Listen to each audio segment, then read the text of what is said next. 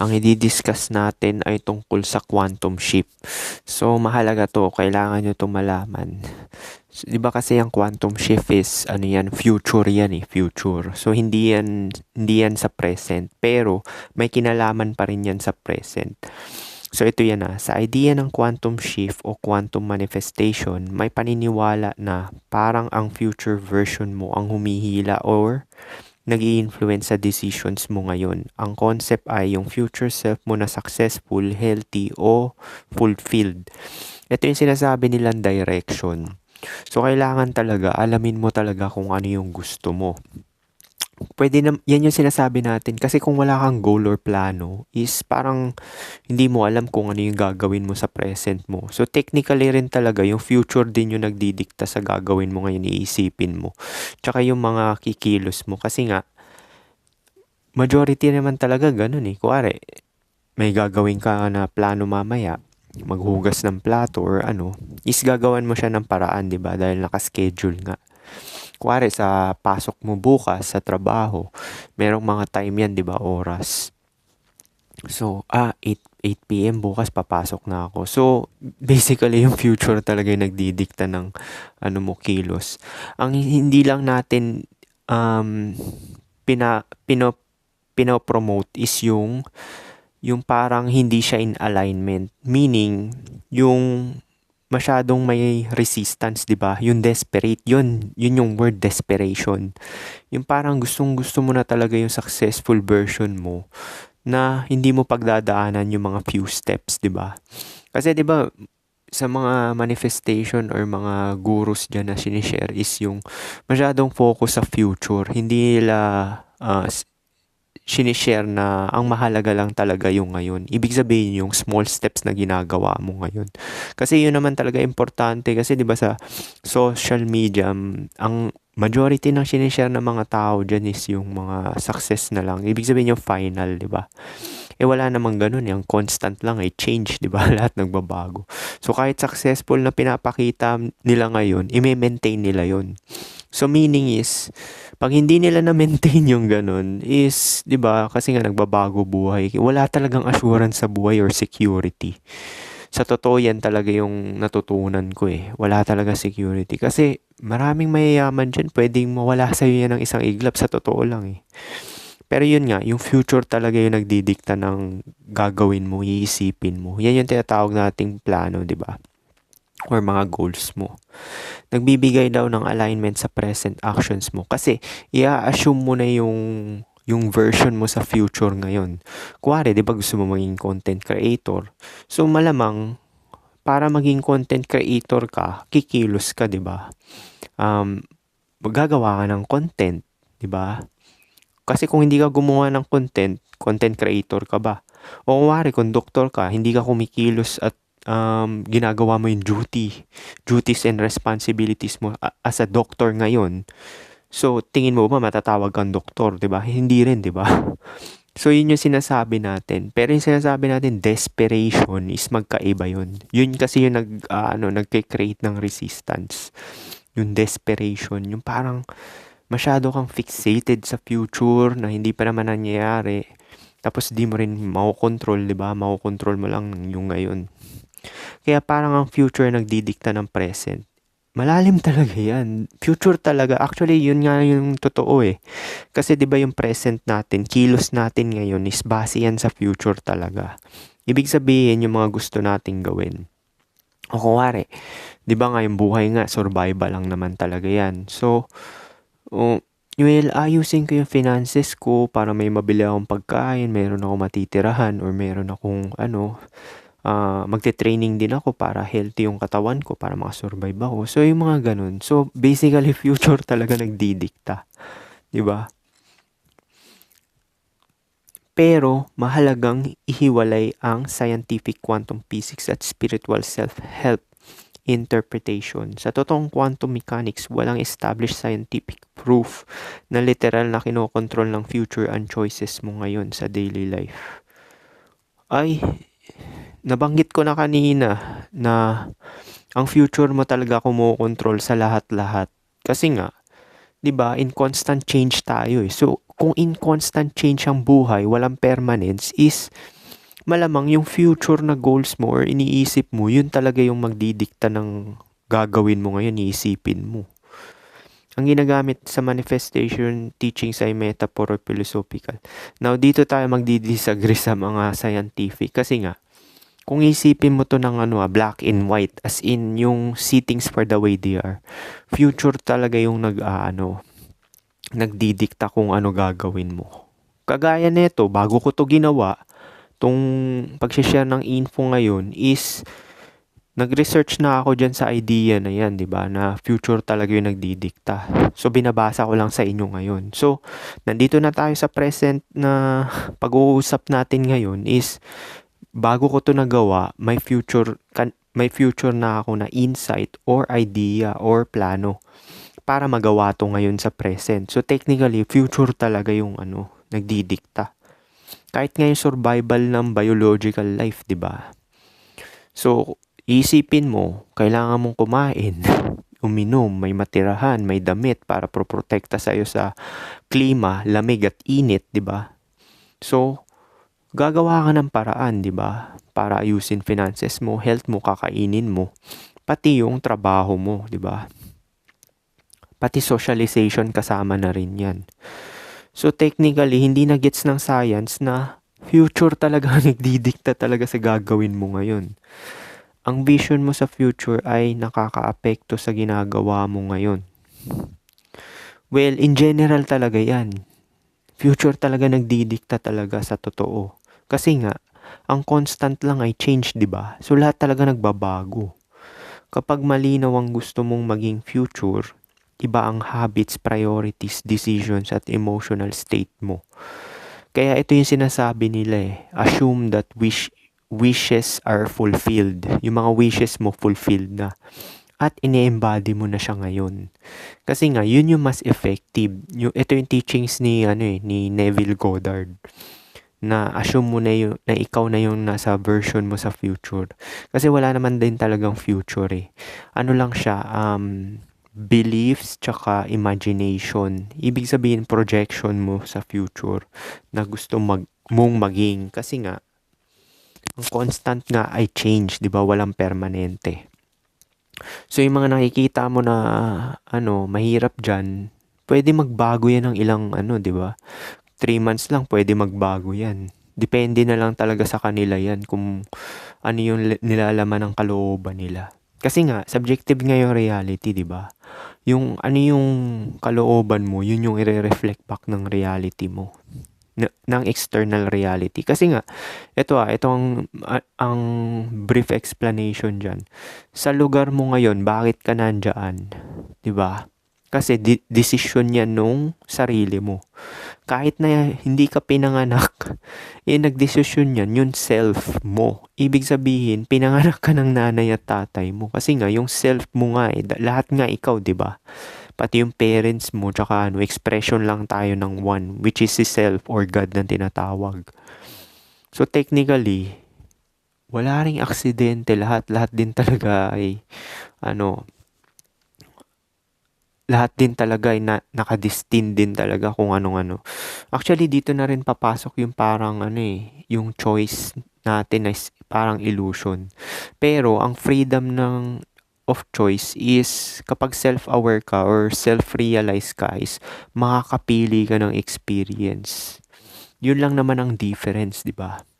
Kasi expected naman talaga yung mga mangyayari na nabuhay ka at madededo ka. Anything na gagawin mo in between is nasa sayo na yun, di ba? Basically, yung gagawin mo in between is experience lang din. Actually, birth and death is experience na rin talaga yan Halimbawa, kung iniisip mo magiging financially stable ka, mas maingat ka gumastos ngayon. Mas motivated ka mag-aral o magtrabaho.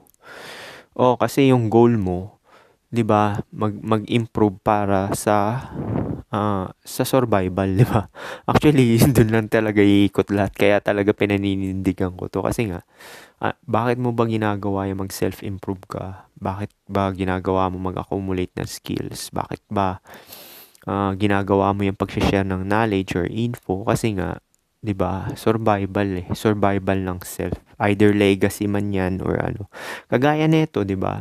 Nag-share ako ng knowledge, wisdom, or kung ano pa man tawag dito, spirit, is dahil ito yung ano, yung may istorbo. Ganito yan pag gagawa ka ng video. So, ito kasi yung parang, ano yung continuation, di ba? Mawala man yung katawan mo, yung self na sinatawag natin, either physical self man yan or spiritual, is tatayo pa rin talaga. Dalawa kasi yung continuity mo eh. Yung physical, ibig sabihin nag-reproduce ka. Continuity, reincarnation yan. Yan yung incarnation ng genetic line mo. Ibig sabihin, self ng physical. Tapos, pangalawang self is itong wisdom na to. Ito yung immortal, yung hindi, yung isusurpass na ito yung time,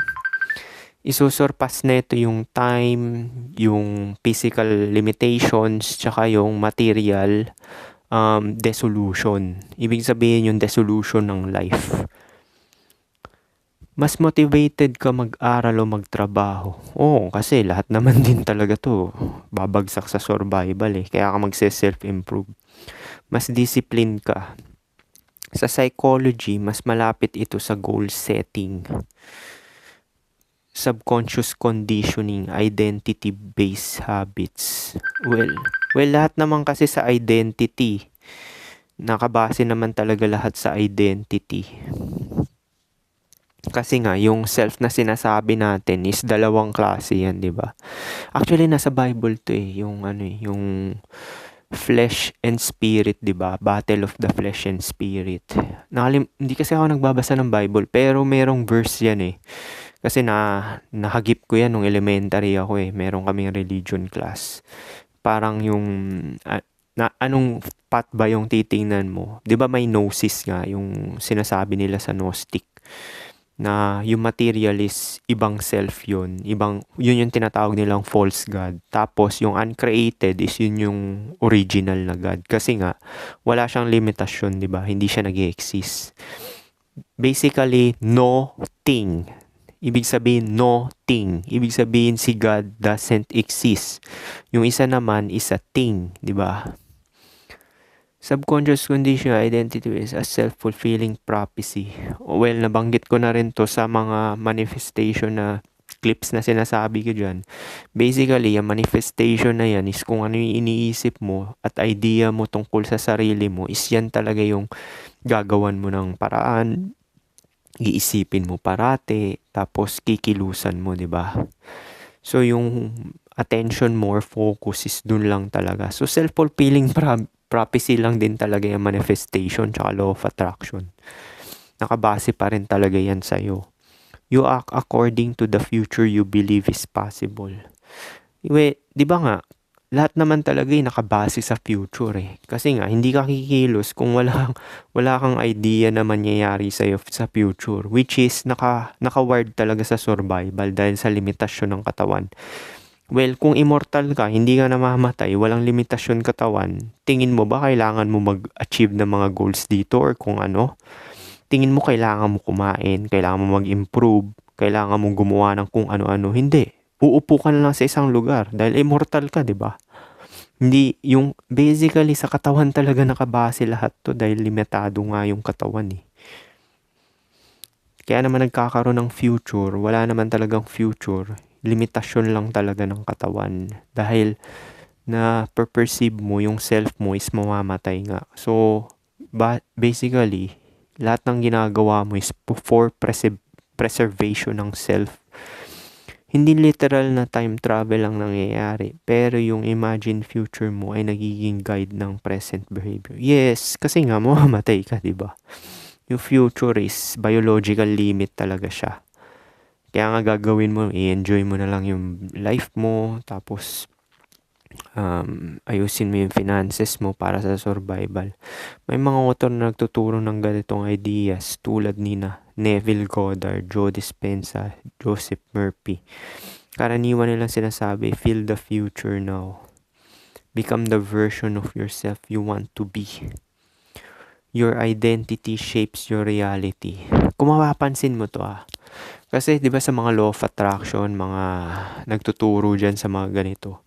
Sure, itong ganito kala Neville Goddard, Joe Dispenza is ano to ito yung parang ano nila tinuturo nila yung fixation sa future na ikaw. Kasi nga 'di ba nga ang success kasi dito is yung para makasurvive lang talaga, monetary lang talaga siya. Kahit anong balibaliktad mo, monetary talaga siya nakatutok. Kasi hindi naman nila sinasabi dito na about relationship, success na self-fulfillment, yung mga ganyan. Kasi nga, survival nga lang talaga yung buhay. Kaya itong mga tinuturo nila is success na to is nakapattern pa rin talaga siya sa monetary. Kahit sang anggulo mo siya tingnan sa totoo, sa monetary pa rin talaga siya babagsak Kahit yung relationship, monetary pa rin yan. Kasi nga, dun iikot lahat Walang relasyon na mangyayari kung walang self-interest na mafulfill. Ibig sabihin, yung survival nila yung mahalaga, di ba? Walang entertainment kung walang pera, di ba? Di mo may enjoy yung entertainment kung wala kang pera, wala kang pamasahe, wala kang cellphone na pambili, di ba? So lahat talaga iikot talaga sa survival. Useful itong mindset kung ginagamit mo siya para maging disciplined, motivated at magkaroon ng direction. Well, ito lang ang sinasabi ko sa inyo kaya pinapamulat ko na yung survival side ng buhay kasi nga doon lang talaga iikot lahat, 'di ba? Now, iba naman yung sinasabi natin na survival mode. Yun kasi yung fear base Ibig sabihin, yun yung parang ang focus mo lagi is threat, 'di ba? Na yung parang primitibo. Sa bagay kasi hindi mo naman maiwasan yun dahil nga yung katawan natin in pain Pero yung masyado kang focus doon, nandito naman na tayo sa lipunan, may pulis naman na, tapos may mga batas is hindi maganda masyadong mag-focus sa survival or threat. Maganda, isipin mo may survival side nga tayo pero ang gagawin mo is mag-improve ka na lang talaga para ma-experience mo yung mga gusto mong ma-experience habang nabubuhay ka. Tsaka okay yung finances mo, which is yun lang talaga mahalaga sa totoo lang. Para ma-enjoy mo yung buhay mo, tsaka meron ka matitirahan, pagkain, tsaka relasyon. Kasi nga, wala rin relasyon mangyayari kung walang pera, di ba? Tingin mo ba yung mga homeless, may mga karelasyon sila na Wala, di ba? Napapansin mo, mag-isa lang sila. Kasi nga, pera pera talaga. Kaya yung nagsasabi, hindi raw mapapasaya ng tao yung ng pera. Hindi totoo yan. Huwag ka maniwala dyan. Selling lang yan. Pera talaga pinakamahalaga. Pero delikado kapag iniisip na sapat na ang imagination lang without action. Kahit naman di ka kumilos mapipilitan ka pa rin dahil sa survival ng katawan Kahit nga yung mga homeless na tao, kumikilos pa rin Anong gagawin ko mamaya para may makain ako? Na pag mayroon na silang nakain babalik na sila sa neutral. Tapos doon na sila magiging kampante. Tapos pag kumalam na naman si sikmura, which is yun yung sinasabi natin, di ba? Yung future na sinasabi natin na pinipreserve nga yung sarili or yung limitasyon ng katawan. O ginagamit para i-ignore ang reality at responsibility. Well, force play din kasi talaga tong life kasi biruin mo, 'di ba? Kung immortal ka lang talaga, kung hindi limitado katawan mo, hindi ka nagugutom at hindi ka nauuhaw or mamamatay. Hindi ka nakikilos, 'di ba? Mas balanced na pananaw, ang future vision mo ay hindi magic na kumokontrol sa present. Well, hindi totoo yan. Ang future talaga yung kasi nga, yung future is biological limit, 'di ba? Doon naman talaga naka-pattern talaga lahat Lahat ng mga ginagawa natin dito, naka-pattern sa biological limit. Ibig sabihin, seek for comfort and security. Ibig sabihin, sa survival lang din talaga iikot lahat. Pero malakas itong influence sa mindset, emotions at actions mo ngayon. Depende na lang talaga yan kung paano mo ma-accept yung survival side ng buhay, di ba? Kasi kaya nga sinishare ko itong mga wisdom na to or knowledge na to para mapalaya kayo, para malaman mo na walang permanente sa mundo. So, hindi ka na masasaktan or magsasuffer. Kasi nga, suffering is sa ignorance, di ba? Sinabi nga sa Buddhism yun eh. Life is suffering, seek enlightenment. Enlightenment is wisdom. So, kung ignorante ka, magsasuffer ka talaga kasi hindi mo alam nangyayari, di ba? Now, kung alam mo na wala naman talagang permanente sa buhay, lahat lang tayo nagsusurvive. Now, tingin mo ba, kung alam to lahat ng 100% ng tao, tingin mo ba may magiging masama pa, 'di ba? Actually, meron din sa totoo lang Kasi nga, good and evil is iisa lang din yan. 'Di ba? Walang good or walang evil kung hindi mag-i-exist yung isa. Pero, ang pinaka talaga is, kung titingnan mo yung general is evil lahat. Yung good is lang siya, parang lang complementary, 'di ba? Dahil syempre yung katawan natin yung nagsasuffer. So, yan lang talaga yung magandang explanation sa quantum shift. Basically, yung future talaga natin nagko-control sa atin ngayon kung ano yung ginagawa natin. Ang hindi lang maganda is yung magkakaroon ka ng resistance, meaning yung masyado kang fixated sa future na hindi pa nangyayari. Diyan ka na hindi magte-take ng risk, 'di ba? Matatakot ka kasi may mga limiting beliefs ka na dahil takot ka ma-reject, takot ka mag-fail, yung mga ganon, 'di ba? Depende na lang talaga yan sa mindset mo. So technically, in general, future talaga nagko-control sa atin sa present. Pero nasa mindset mo pa rin yan. Kung ano bang future yung iniisip mo. Yung puro limitasyon na failure, rejection, or mga kung ano pa man na sawi, yung mga ganyan. Or yung isang side na future na financially stable, healthy, na enjoy yung buhay bago mamatay. Tsaka yung fulfilled sa ginagawa mo. So basically, dun lang talaga babagsak sa perception mo at mindset mo. Kung ano yung future na iniisip mo. Doom and gloom ba yan? Or enjoy, live your best life. So paano kung gusto nyo yung ganitong video, mag-follow ka lang. Peace.